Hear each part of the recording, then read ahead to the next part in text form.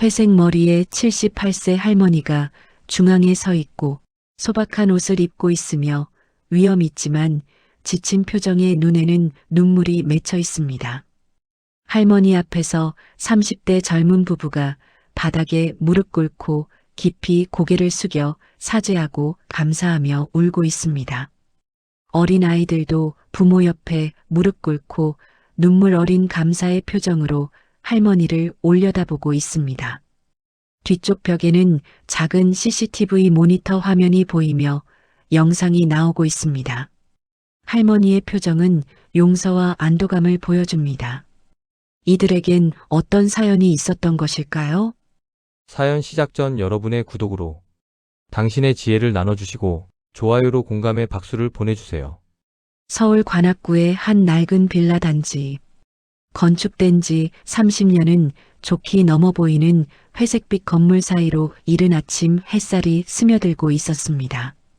오전 6시, 대부분의 사람들이 아직 깊은 잠에 빠져 있는 시간, 청솔빌라 4층 끝 집 현관문이 조용히 열렸습니다. 박순덕 할머니 78세가 소박한 운동복 차림으로 밖으로 나섰습니다. 무릎이 좋지 않아 계단을 오르내릴 때마다 난간을 꼭 잡고 천천히 움직여야 했지만 할머니는 이 새벽 산책을 하루도 거르지 않았습니다. 건강을 지키는 유일한 방법이라 믿었기 때문입니다. 할머니는 빌라 주변을 천천히 걸으며 손수 가꾼 화분들을 살폈습니다. 빌라 입구 양옆으로 놓인 빨간 봉선화, 노란 채송화들이 할머니를 반겼습니다.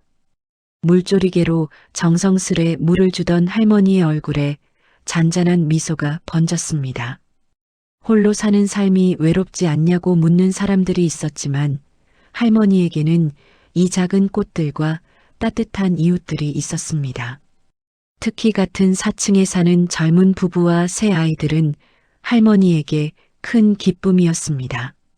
7살 민준이, 5살 서윤이, 그리고 이제 겨우 3살이 된 막내 하준이까지. 아이들의 제잘거리는 소리가 들릴 때면 할머니는 마치 손주들을 본 것처럼 가슴이 따뜻해졌습니다. 오전 9시쯤 할머니는 부엌에서 고구마를 쪄냈습니다. 노릇노릇하게 잘 익은 고구마 5개.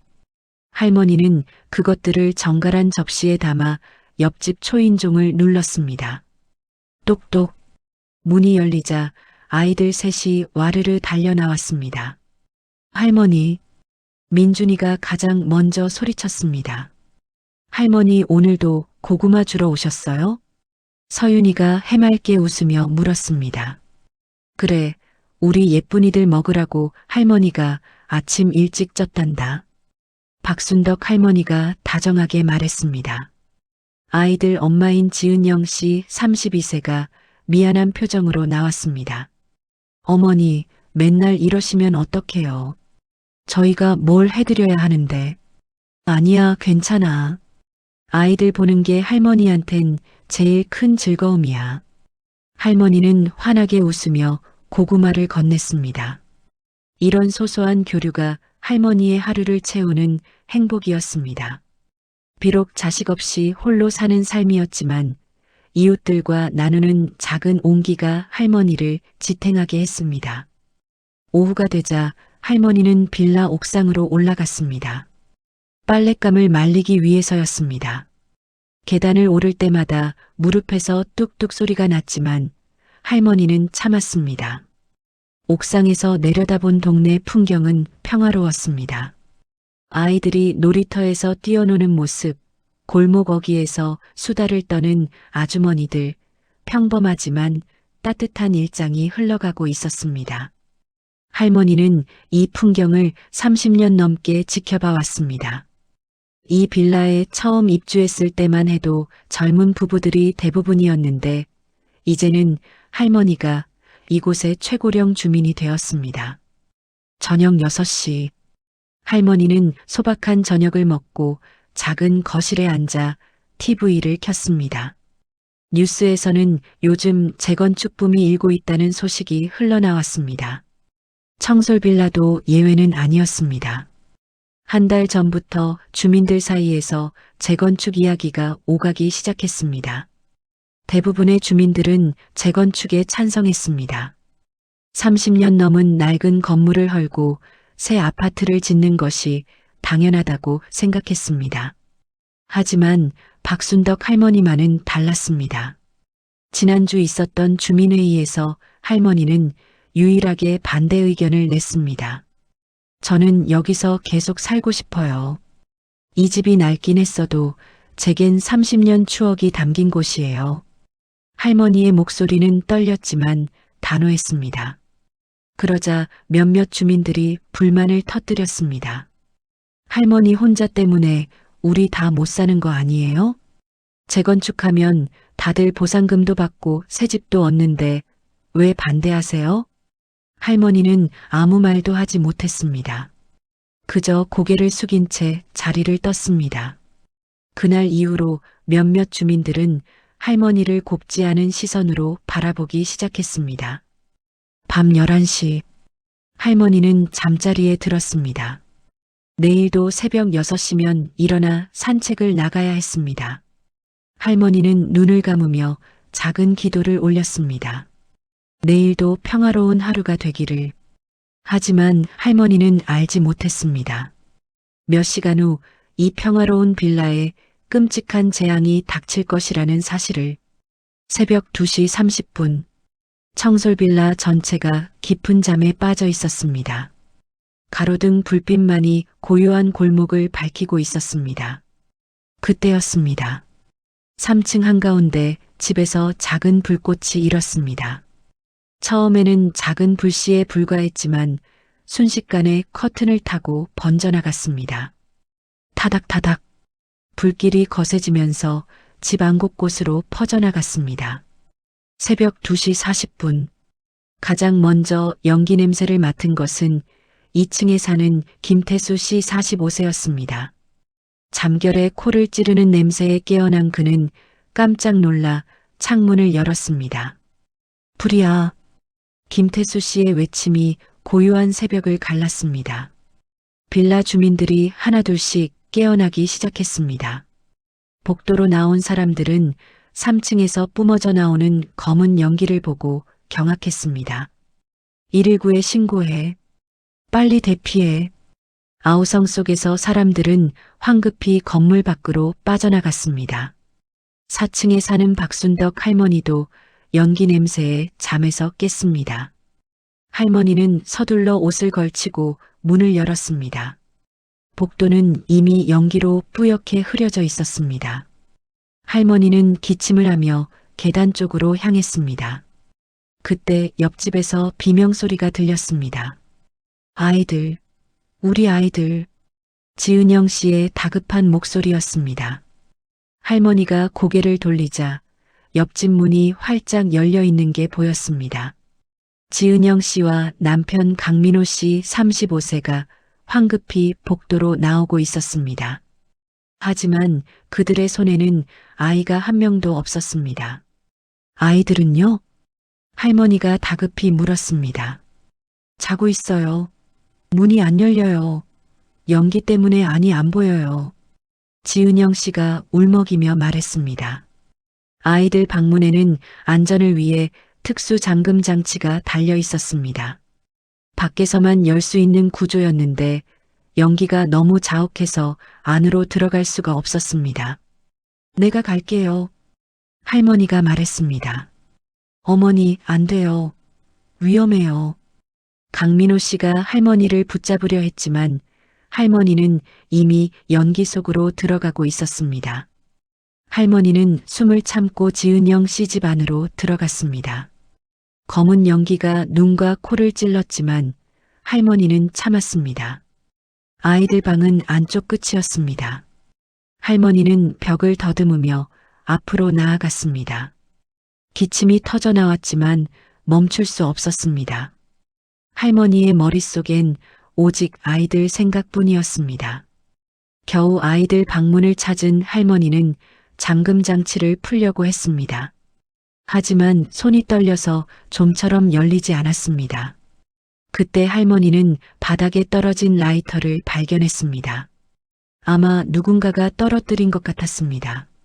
할머니는 그 라이터 불빛으로 잠금 장치를 겨우 찾아 돌렸습니다. 찰칵! 문이 열렸습니다. 안에서는 새 아이가 연기에 기침하며 울고 있었습니다.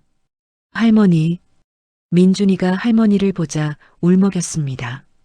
괜찮아, 괜찮아. 할머니가 왔어. 박순덕 할머니는 아이들을 안심시키며 7살 민준이를 등에 업었습니다.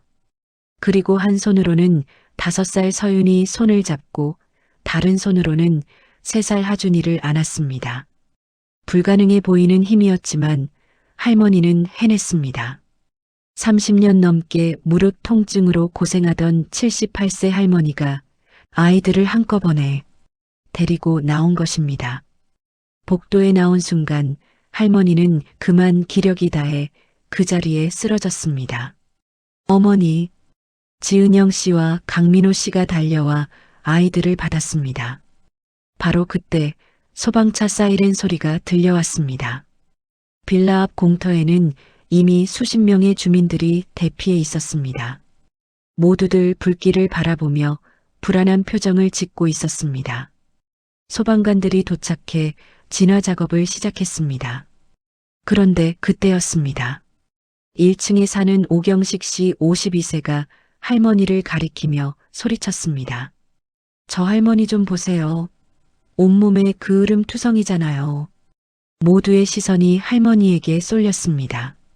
할머니는 연기 속을 헤집고 다녀서 얼굴과 옷이 새까맣게 그을려 있었습니다. 손에는 아까 주운 라이터가 들려 있었습니다. 라이터까지 들고 있네. 다른 주민이 외쳤습니다. 설마 할머니가 불을 질렀나? 재건축 반대하더니 정말 그런 거 아니야? 수군거리는 소리가 점점 커졌습니다. 박순덕 할머니는 말없이 서 있었습니다. 아이들은 괜찮은지 그것만 걱정되어 주변을 둘러보았습니다. 하지만 주민들의 의심 어린 눈초리는 이미 할머니를 범인으로 몰아가고 있었습니다. 새벽 3시 20분, 경찰이 도착했습니다. 그리고 할머니를 향한 의심은 더욱 깊어져만 갔습니다. 새벽 4시, 불은 완전히 진화되었지만 3층 두 집은 거의 전소되었습니다. 다행히 사상자는 없었지만 재산 피해는 상당했습니다. 경찰은 현장 조사를 시작했습니다. 화재 원인을 파악하기 위해 3층 내부를 면밀히 살펴봤습니다. 그런데 조사 과정에서 이상한 점들이 발견되었습니다. 4층 복도 여러 곳에서 휘발유 냄새가 났고 박순덕 할머니 집 앞 복도에서 라이터 1개가 더 발견되었습니다.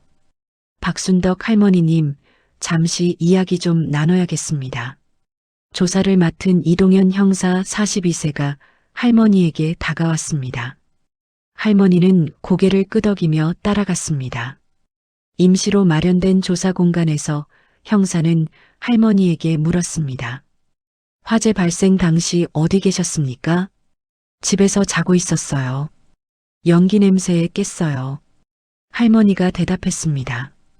그럼 라이터는 왜 들고 계셨습니까? 할머니는 잠시 머뭇거리다 말했습니다. 아이들 방 문 잠금 장치가 안 보여서요. 어두워서요. 바닥에 떨어진 라이터로 불을 켜서 찾았어요. 형사는 메모를 하면서 다시 물었습니다. 할머니 댁에서 라이터를 평소에 많이 소지하고 계신다는 주민 증언이 있는데 사실입니까? 네, 맞아요. 할머니가 솔직히 답했습니다. 담배는 안 피우시죠? 네, 안 피워요. 하지만 가끔 가스레인지 불 붙일 때 쓰려고 가지고 있어요. 성냥보다 편해서요. 할머니의 대답은 논리적이었습니다. 하지만 상황 증거들은 할머니에게 불리하게 돌아가고 있었습니다. 새벽 5시, 주민들 사이에서는 이미 소문이 퍼지고 있었습니다. 박 할머니가 불 질렀대. 재건축 반대하더니 결국 이런 짓을 한 거야.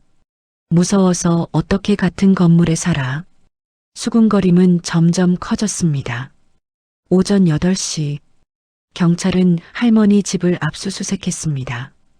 그 과정에서 라이터 5개가 더 발견되었습니다. 왜 이렇게 많이 가지고 계셨습니까? 형사가 추궁했습니다. 그냥 집 여기저기 놔두면 편해서요.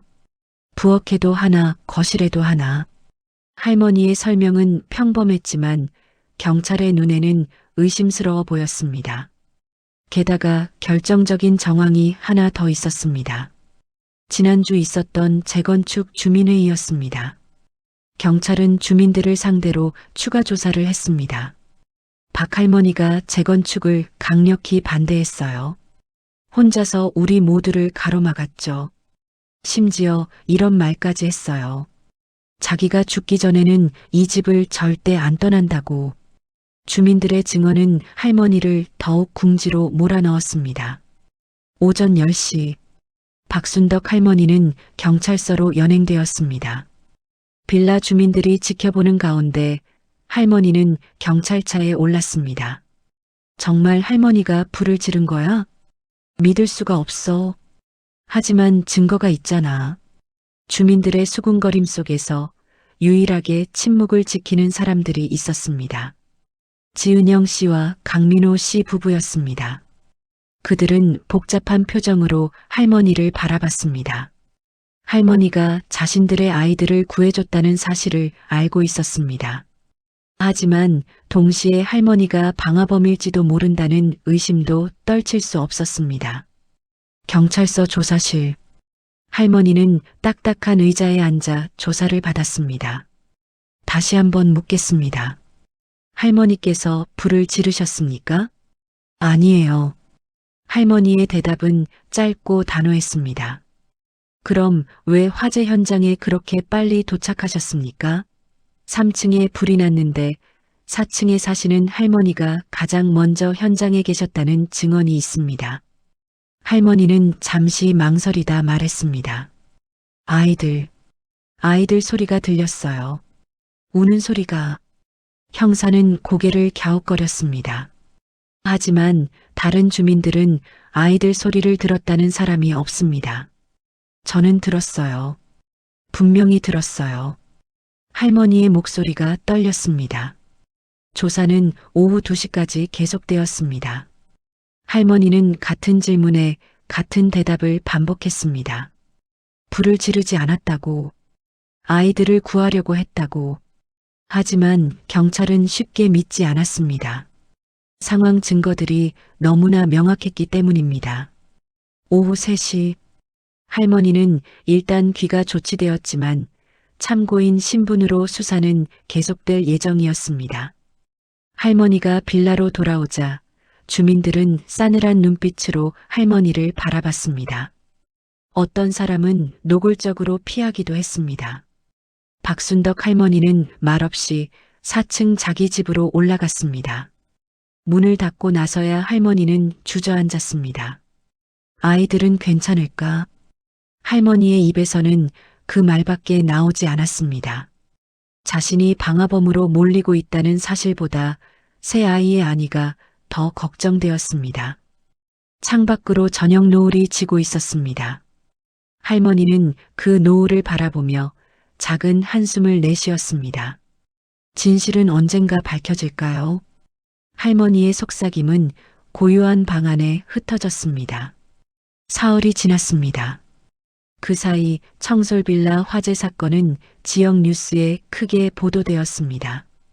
78세 노인 방화 의혹이라는 자극적인 제목과 함께 박순덕 할머니의 사진이 방송에 나갔습니다.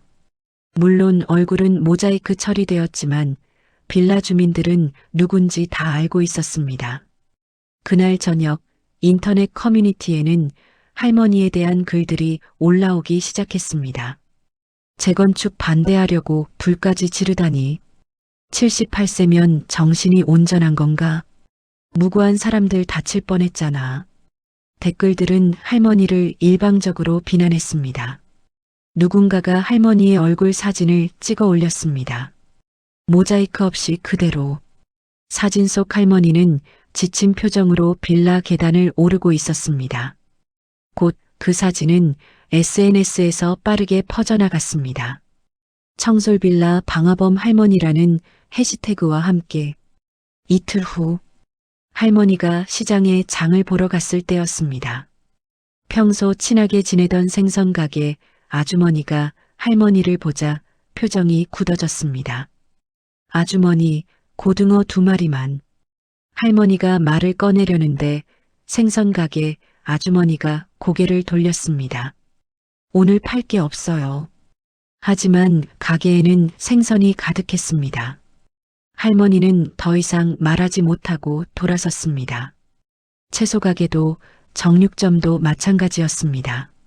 사람들은 할머니를 피했고 어떤 이는 수군거리며 손가락질했습니다. 할머니는 결국 아무것도 사지 못하고 빈손으로 집에 돌아왔습니다. 그날 밤 할머니는 라면 하나로 저녁을 때웠습니다. 청솔빌라 안에서도 분위기는 더욱 악화되었습니다. 엘리베이터가 없어 계단을 이용해야 하는 할머니는 매번 다른 주민들과 마주쳤습니다. 하지만 아무도 할머니에게 먼저 말을 걸지 않았습니다. 심지어 마주치면 고개를 돌리거나 급하게 발걸음을 옮겼습니다. 가장 고통스러운 것은 옆집 지은영 씨 가족과의 관계였습니다. 할머니는 아이들이 괜찮은지 궁금했지만 감히 문을 두드릴 수 없었습니다. 어느 날 복도에서 지은영 씨와 마주쳤습니다. 아이들, 괜찮나요? 할머니가 조심스럽게 물었습니다. 지은영 씨는 잠시 망설이다 작은 목소리로 대답했습니다. 네, 다행히 다친 데는 없어요. 그러고는 황급히 자리를 떠났습니다. 할머니는 그 짧은 대화에서도 지은영 씨의 불편한 감정을 느낄 수 있었습니다.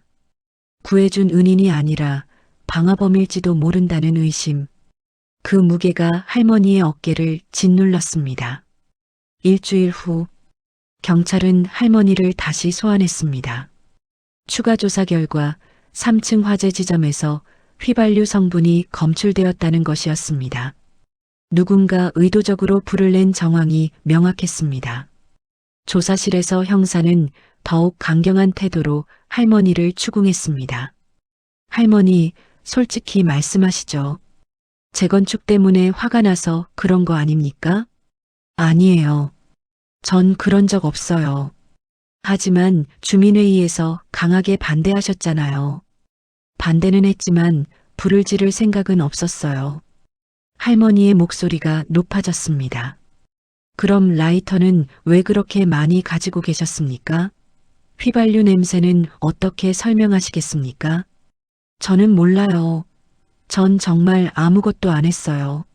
할머니는 울먹이며 항변했지만 형사는 믿는 기색이 없었습니다.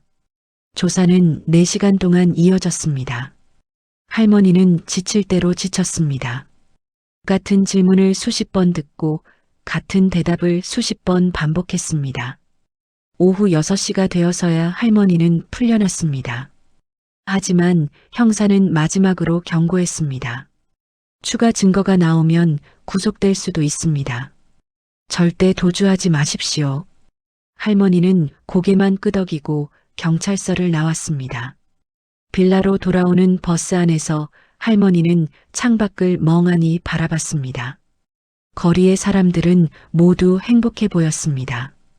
가족과 함께 걷고 웃고 이야기하고 있었습니다. 하지만 할머니의 세상은 온통 회색빛이었습니다. 집에 도착한 할머니는 홀로 어두운 거실에 앉았습니다. TV도 켜지 않았습니다. 그냥 어둠 속에 앉아 있었습니다. 할머니의 눈에서 눈물이 흘러내렸습니다. 내가 뭘 잘못했을까?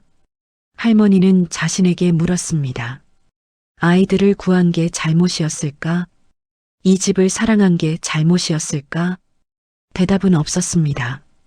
그저 고요한 어둠만이 할머니를 감쌌습니다. 밤 10시. 할머니는 잠자리에 들었지만 잠이 오지 않았습니다. 천장을 바라보며 할머니는 생각했습니다. 언젠가는 진실이 밝혀지겠지. 그래, 기다려보자. 하지만 그 언젠가가 올까요? 할머니는 그것조차 확신할 수 없었습니다. 열흘이 지났습니다. 화재 조사는 계속되었지만 명확한 증거는 나오지 않았습니다. 박순덕 할머니를 방화범으로 단정할 수도 완전히 무혐의 처리할 수도 없는 애매한 상황이었습니다. 그러던 어느 날 아침, 소방서 화재조사팀에 새로운 조사관이 배치되었습니다. 서진우 조사관 38세였습니다. 그는 15년 경력의 베테랑으로 특히 방화사건 분석에 탁월한 능력을 가진 인물이었습니다. 서진우 조사관은 청솔빌라 화재 사건 파일을 처음부터 다시 검토하기 시작했습니다. 뭔가 이상한데. 그는 현장 사진들을 면밀히 살펴보며 중얼거렸습니다. 화재 발생 지점이 3층 안쪽인데 왜 4층 복도에서 휘발유 냄새가 났다는 거지? 서 조사관은 의문점을 하나씩 정리했습니다. 또한 그는 박순덕 할머니의 진술서도 다시 읽어봤습니다. 아이들 소리를 들었다. 라이터로 불을 켜서 잠금 장치를 찾았다. 진술은 일관적이었습니다. 그리고 논리적이었습니다.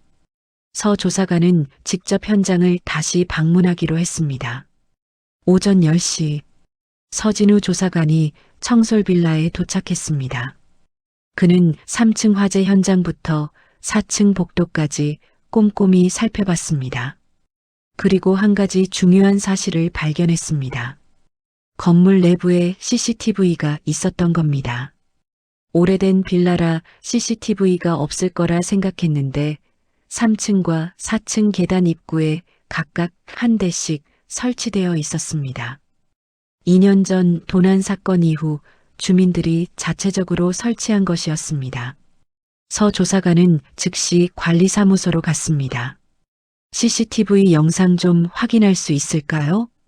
관리실에는 김철수 관리인 55세가 있었습니다. 아, 그거요? 화재 당시 불에 타서 작동을 안 했어요. 관리인이 고개를 저었습니다. 하지만 서 조사관은 포기하지 않았습니다. 녹화 파일은 클라우드에 백업되지 않나요? 관리인이 잠시 생각하더니 대답했습니다. 아, 맞다. 자동 백업 기능이 있긴 한데 확인해 볼게요. 관리인이 컴퓨터를 켰습니다.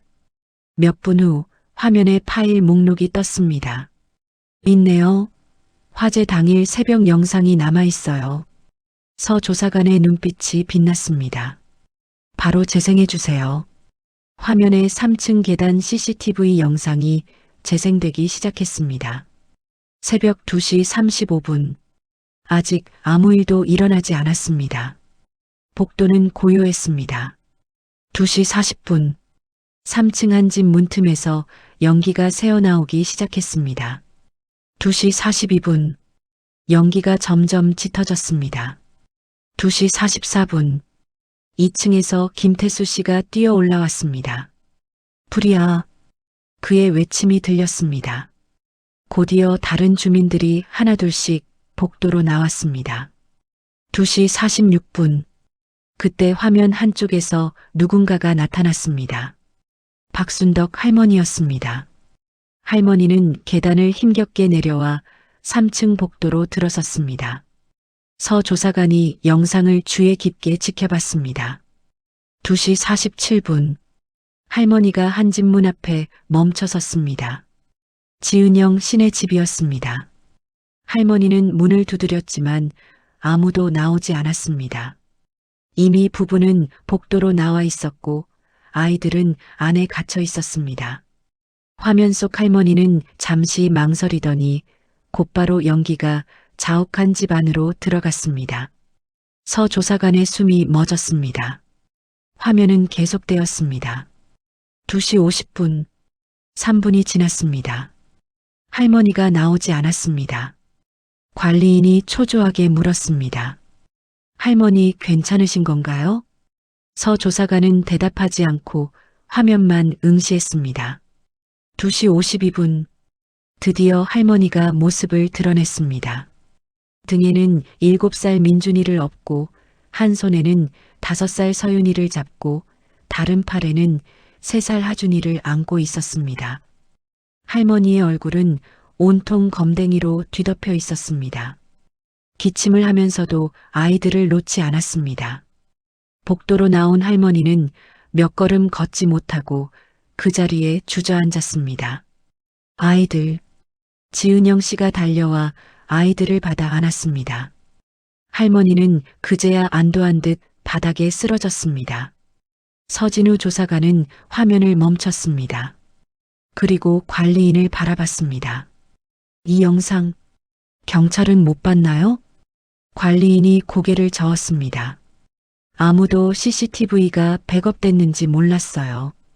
저도 오늘 처음 알았고요. 서 조사관은 즉시 경찰에 연락했습니다. 중요한 증거를 발견했습니다. 박순덕 할머니는 방화범이 아닙니다. 오히려 생명의 은인입니다. 전화 너머로 이동현 형사의 놀란 목소리가 들렸습니다. 뭐라고요? 서 조사관은 상황을 설명했습니다. 오후 2시 경찰과 소방조사팀이 모두 관리사무소에 모였습니다. CCTV 영상이 다시 한번 재생되었습니다. 모두가 숨죽여 화면을 지켜봤습니다. 영상이 끝나자 이동현 형사가 긴 한숨을 내쉬었습니다. 우리가 완전히 잘못 봤군요. 다른 경찰관들도 고개를 끄덕였습니다. 그럼 진짜 방화범은 누구죠? 한 경찰관이 물었습니다. 서진우 조사관이 말했습니다. 추가 조사가 필요합니다. 하지만 확실한 건 박순덕 할머니가 아니라는 겁니다. 같은 날 오후 4시 경찰은 CCTV 영상을 더 면밀히 분석하기 시작했습니다. 4층 계단 CCTV 영상도 복구되어 확인할 수 있었습니다. 영상을 처음부터 다시 돌려봤습니다. 새벽 2시 15분, 화재 발생 20분 전이었습니다. 화면에 한 남자가 나타났습니다. 1층에 사는 오경식 씨였습니다. 그는 주변을 두리번거리며 3층으로 올라갔습니다. 손에는 작은 통이 들려 있었습니다. 서진우 조사관이 화면을 확대했습니다. 저건 휘발유통 아닌가요? 한 경찰관이 말했습니다. 영상은 계속되었습니다. 오경식 씨는 3층 복도를 따라 걸어가더니 한 집 문 앞에 무언가를 뿌렸습니다. 그리고 라이터를 꺼냈습니다. 화면이 흔들렸지만 그가 불을 붙이는 모습이 또렷이 보였습니다. 곧 불길이 일어났고 오경식 씨는 황급히 계단으로 도망쳤습니다. 이동현 형사가 주먹을 쥐었습니다. 저 자식이 범인이었군. 모두가 분노했습니다. 왜 그런 짓을 한 거죠? 한 경찰관이 물었습니다. 서 조사관이 파일을 뒤적이며 말했습니다. 오경식 씨 조사 기록을 보면 재건축 찬성파의 핵심 인물이었네요. 그럼 재건축을 빨리 하려고 일부러 불을 지른 건가요? 맞을 겁니다. 건물에 큰 피해를 입히면 재건축이 더 빨리 진행될 테니까요. 비열한 인간이군. 이동현 형사가 이를 갈았습니다. 즉시 체포영장을 발부받으세요. 형사가 지시했습니다. 오후 6시 경찰은 오경식 씨 집으로 향했습니다. 1층 끝집 문을 두드렸습니다. 똑똑똑. 누구세요? 안에서 오경식 씨의 목소리가 들렸습니다. 경찰입니다. 문 열어주십시오. 잠시 후 문이 열렸습니다. 오경식 씨는 평온한 표정이었습니다. 아직 자신이 들킬 줄은 꿈에도 몰랐습니다. 무슨 일이세요? 오경식 씨, 긴급 체포하겠습니다. 방화 혐의입니다. 뭐라고요? 오경식 씨의 얼굴이 하얗게 질렸습니다. 저 아무것도 안 했는데요. CCTV에 다 찍혔습니다. 변명하지 마십시오. 경찰관이 수갑을 채우려 하자 오경식 씨가 버둥거렸습니다. 아니에요. 잘못 보신 거예요. 하지만 그의 저항은 소용없었습니다.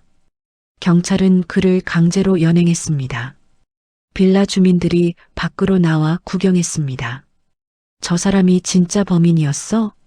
박 할머니 억울하게 의심받으신 거네.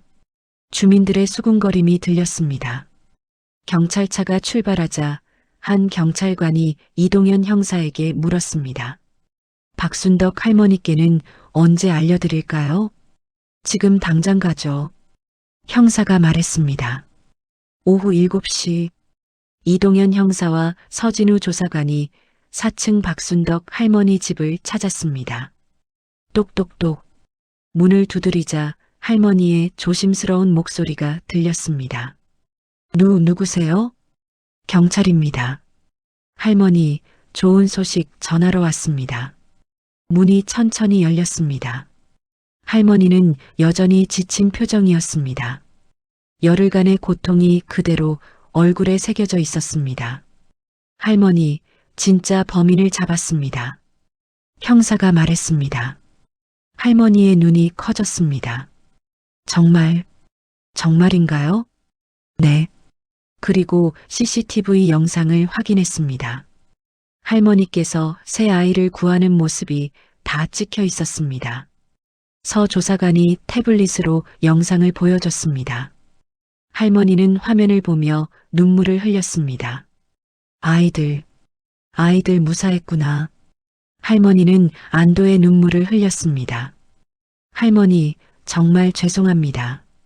저희가 섣불리 의심했습니다. 이동현 형사가 깊이 고개를 숙였습니다. 할머니는 고개를 저었습니다. 괜찮아요. 진실이 밝혀졌으니 그걸로 됐어요. 형사는 다시 한번 사과했습니다. 내일 정식으로 무혐의 처분이 내려질 겁니다. 그리고 언론에도 진실을 알릴 겁니다. 할머니는 작게 고개를 끄덕였습니다. 경찰이 떠나고 할머니는 홀로 거실에 앉았습니다. 창밖으로 보이는 빌라 풍경, 여전히 같은 모습이었지만 할머니의 마음은 조금 가벼워졌습니다. 진실은 결국 밝혀지는구나. 할머니는 작게 웃었습니다. 그날 밤 할머니는 오랜만에 편안한 잠을 잤습니다. 악몽도 없었고 눈물도 없었습니다. 그저 고요하고 평화로운 밤이었습니다. 새벽 6시 할머니는 다시 일어나 산책을 나갔습니다. 빌라 앞 화분들에 물을 주며 할머니는 생각했습니다. 이제 다시 예전처럼 살 수 있겠지. 하지만 할머니는 아직 알지 못했습니다. 진실이 밝혀진 후 어떤 일들이 펼쳐질지를, 그리고 그 일들이 할머니의 삶을 어떻게 바꿔놓을지를. 다음 날 아침, 주요 방송사와 신문들이 일제히 보도를 시작했습니다. 방화범 누명 쓴 78세 할머니, 알고 보니 생명의 은인이라는 제목의 기사가 포털 사이트 메인을 장식했습니다. CCTV 영상도 함께 공개되었습니다. 물론 아이들 얼굴은 모자이크 처리되었지만 할머니가 새 아이를 구하는 장면은 생생하게 담겨 있었습니다. 영상을 본 사람들의 반응은 폭발적이었습니다. 눈물이 나네요. 진짜 영웅이세요. 의심했던 사람들은 부끄러워해야 합니다. 댓글이 수천 개씩 달렸습니다. 오전 10시 청솔빌라 앞으로 취재진이 몰려들었습니다. 할머니를 인터뷰하려는 기자들로 입구가 붐볐습니다. 하지만 할머니는 인터뷰를 거절했습니다. 그냥 당연한 일을 했을 뿐이에요. 할머니는 짧게 말하고 집으로 들어갔습니다. 오후 2시 지은영 씨와 강민호 씨 부부가 할머니 집 문을 두드렸습니다. 손에는 큰 과일 바구니와 꽃다발을 들고 있었습니다. 그리고 새 아이도 함께였습니다. 할머니, 민준이가 가장 먼저 소리쳤습니다. 할머니가 문을 열자 지은영 씨가 눈물을 흘리며 무릎을 꿇었습니다. 어머니, 정말 죄송합니다. 저희가 어머니를 의심했어요. 강민호 씨도 함께 무릎을 꿇었습니다. 은혜를 원수로 갚았습니다. 용서해 주십시오. 할머니는 황급히 두 사람을 일으켜 세웠습니다. 아니에요, 일어나세요. 괜찮아요. 하지만 지은영 씨는 계속 울었습니다. 어머니가 아니었으면 우리 아이들. 생각만 해도 끔찍해요. 할머니는 지은영 씨의 손을 잡았습니다. 아이들이 무사한 게 제일 중요해요. 이제 그만 울어요. 새 아이가 할머니에게 다가왔습니다. 민준이가 손편지를 내밀었습니다. 할머니, 제가 썼어요. 할머니는 편지를 펼쳤습니다. 할머니 고마워요. 할머니는 영웅이에요. 사랑해요. 어린아이의 삐뚤빼뚤한 글씨였지만 할머니의 가슴을 따뜻하게 했습니다. 5살 서윤이는 직접 그린 그림을 줬습니다. 할머니와 아이들이 손을 잡고 있는 그림이었습니다. 3살 하준이는 할머니 다리를 꼭 안았습니다. 할멈니 좋아. 아이의 맑은 목소리에 할머니는 웃음을 터뜨렸습니다. 그날 저녁 빌라 주민들이 할머니 집 앞에 모였습니다. 대표로 나선 것은 2층에 사는 김태수 씨였습니다. 할머니, 저희 모두가 잘못했습니다. 진심으로 사과드립니다. 다른 주민들도 고개를 숙였습니다. 죄송합니다, 할머니. 정말 잘못했습니다. 할머니는 주민들을 바라보며 말했습니다. 다들 괜찮아요. 이해해요. 상황이 그랬으니까요. 하지만 주민들의 미안함은 쉽게 가시지 않았습니다. 며칠 후 주민들은 자발적으로 성금을 모았습니다. 할머니의 병원비와 정신적 피해를 조금이나마 보상하기 위해서였습니다.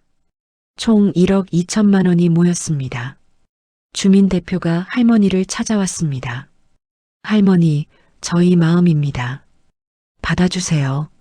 하지만 할머니는 고개를 저었습니다. 아니에요. 전 괜찮아요. 이 돈은 빌라 수리하는 데 쓰세요. 주민들은 할머니의 마음씨에 다시 한번 감동했습니다. 결국 절충안이 나왔습니다. 절반은 3층 화재 피해 주민들에게 주고 절반은 할머니가 받기로 했습니다.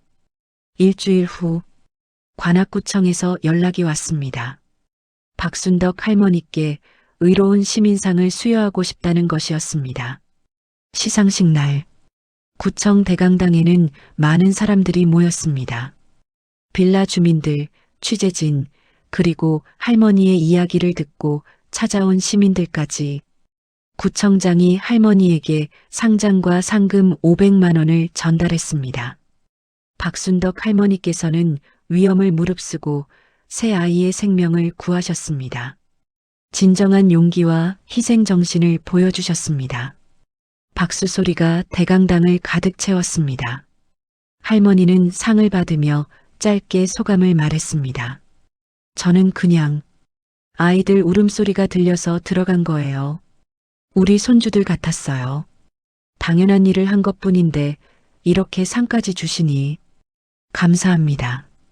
할머니의 소박한 말에 사람들은 더욱 큰 박수를 보냈습니다. 시상식이 끝나고 한 기자가 할머니에게 물었습니다. 가장 힘들었던 순간이 언제였나요? 할머니는 잠시 생각하더니 대답했습니다. 아이들이 괜찮은지 궁금한데 물어볼 수 없었을 때요. 그게 제일 힘들었어요. 기자의 눈시울이 붉어졌습니다. 그날 저녁 뉴스에는 할머니의 인터뷰가 방송되었습니다. 전국에서 할머니를 응원하는 메시지가 쏟아졌습니다. 박순덕 할머니는 더 이상 방화범이 아니었습니다. 진정한 영웅이었습니다. 3개월이 흘렀습니다. 청솔빌라는 많은 것이 변했습니다. 3층 화재 피해 세대는 완전히 수리되었고 주민들의 재건축 논의도 잠시 보류되었습니다. 오히려 이 빌라를 더욱 소중히 가꾸자는 분위기가 형성되었습니다. 할머니가 30년간 이곳을 지켜온 것처럼 주민들도 이 공동체를 소중히 여기기 시작한 것입니다. 어느 화창한 토요일 오후, 빌라 앞 작은 공터에서 주민 잔치가 열렸습니다. 박순덕 할머니의 퇴원 환영회였습니다. 할머니는 3도 화상과 연기 흡입으로 2달간 병원에 입원해 있었습니다. 그리고 1달간의 재활 치료를 마치고 오늘 집으로 돌아온 것입니다. 환영합니다, 할머니. 주민들이 박수를 치며 할머니를 맞이했습니다. 길게 늘어선 테이블에는 주민들이 각자 준비한 음식들이 가득했습니다. 김태수 씨가 준비한 떡볶이, 지은영 씨가 만든 김밥, 다른 주민들이 가져온 과일과 음료수까지. 할머니는 감격한 표정으로 주민들을 바라봤습니다. 이렇게까지 해주시면 제가 뭐라고. 당연한 일입니다, 할머니. 할머니는 우리 빌라의 자랑이세요. 한 주민이 큰 소리로 말했습니다. 다들 박수를 쳤습니다. 잔치가 시작되고 사람들은 즐겁게 음식을 나눠 먹었습니다. 할머니 옆에는 세 아이가 붙어 있었습니다. 민준이, 서윤이, 하준이는 이제 할머니를 떠나지 않았습니다. 할머니, 저 이거 할머니 드릴래요.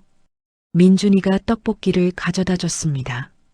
할머니, 물 드세요. 서윤이가 물컵을 건넸습니다. 할멈니 좋아. 하준이는 할머니를 꼭 안았습니다. 할머니는 아이들을 쓰다듬으며 행복한 미소를 지었습니다. 오후 4시쯤 지은영 씨가 할머니 앞으로 나왔습니다. 어머니, 저희 가족이 준비한 게 있어요. 그녀가 손짓하자 강민호 씨가 큰 액자를 들고 왔습니다. 액자 안에는 할머니와 세 아이가 함께 찍은 사진이 있었습니다. 병원에서 퇴원하기 전날 찍은 사진이었습니다. 그리고 액자 아래에는 이런 문구가 새겨져 있었습니다. 우리의 영웅, 박순덕 할머니께 평생 잊지 않겠습니다. 사랑합니다. 할머니의 눈에서 눈물이 흘러내렸습니다. 고마워요. 정말 고마워요. 할머니는 액자를 꼭 안았습니다. 해가 서쪽으로 기울기 시작했습니다. 주민들은 하나둘씩 자리를 정리했지만 모두 행복한 표정이었습니다. 할머니는 4층 자기 집으로 올라갔습니다. 계단을 오르는 게 여전히 힘들었지만 할머니의 발걸음은 가벼웠습니다. 집에 들어선 할머니는 받은 액자를 거실 가장 잘 보이는 곳에 걸었습니다. 그리고 소파에 앉아 창밖을 바라봤습니다. 30년을 살아온 이 빌라. 처음에는 그저 잠만 자는 공간이었지만 이제는 진정한 보금자리가 되었습니다. 이웃들과 나누는 온기, 아이들의 웃음소리, 서로를 챙기는 마음들. 이것들이 할머니의 삶을 채워줬습니다. 할머니는 작게 중얼거렸습니다. 여기서 계속 살 거예요. 내 생이 닿을 때까지. 창밖으로 저녁 노을이 아름답게 물들고 있었습니다. 빌라 앞에서는 아이들이 여전히 뛰어놀고 있었습니다. 민준이, 서윤이, 하준이의 밝은 목소리가 들렸습니다. 할머니는 그 소리를 들으며 미소 지었습니다. 그래, 이게 행복이구나. 할머니는 깨달았습니다. 큰 부귀영화가 아니어도, 화려한 삶이 아니어도 이렇게 서로를 아끼는 사람들과 함께라면 충분히 행복할 수 있다는 것을. 밤이 되었습니다. 할머니는 잠자리에 들었습니다. 내일도 새벽 6시에 일어나 산책을 나갈 것입니다. 빌라 앞 화분들에 물을 주고 아이들에게 간식을 만들어줄 것입니다. 평범하지만 소중한 하루하루를. 할머니는 눈을 감으며 작은 기도를 올렸습니다. 이 평화가 오래오래 계속되기를. 그리고 할머니는 편안한 잠에 빠져들었습니다. 꿈속에서 할머니는 웃고 있었습니다. 아이들과 함께, 이웃들과 함께 행복하게 웃고 있었습니다. 청솔 빌라의 밤은 고요했습니다. 하지만 그 고요함 속에는 따뜻한 온기가 가득했습니다. 서로를 아끼고 서로를 위하는 사람들의 마음이 만들어낸 온기였습니다. 그리고 그 온기의 중심에는 78세 박순덕 할머니가 있었습니다.